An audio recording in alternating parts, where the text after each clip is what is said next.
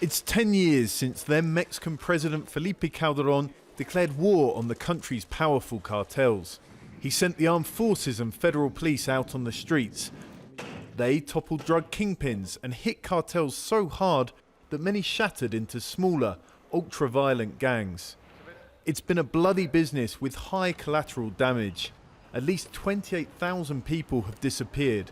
More than 150,000 have been killed.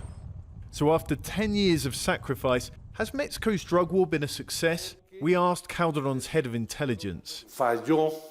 It failed precisely because the process of breaking up the cartels, which was always going to lead to them fragmenting into violent gangs, wasn't coupled with the rebuilding of state and municipal police who could then have neutralized these local gangs. Calderon did try to abolish Mexico's notoriously corrupt, ill-trained local police, but ran out of time, and the next president, Enrique Peña Nieto, had other priorities. The first part of the government of Peña Nieto was don't recognize the problem, try to reduce the idea of this was a problem. His administration didn't respond to our interview requests. They've tried to keep violence out of the spotlight, but after a 3-year lull, the homicide rate has now climbed back up. Experts say that's partly due to the fact that the smaller gangs left over from cartels don't have the infrastructure for international drug smuggling. Instead, they've turned on the population.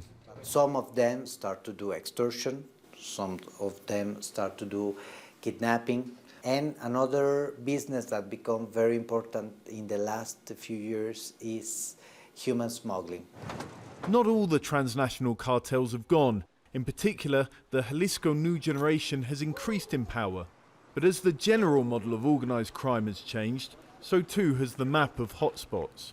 Ciudad Juarez was the epicenter of the violence, notorious as the world's murder capital. But then things calmed down and life returned to these streets. But even as the government claimed victory, the battle lines were being drawn elsewhere. Now the front lines are in the states of Veracruz, Guerrero, Tamaulipas and Colima. But even as the map has changed, ineffective police and corrupt institutions have remained a constant. That means for criminal groups in Mexico, there's still money to be made and too little to stop them. John Holman, Jazeera, Ciudad Juarez.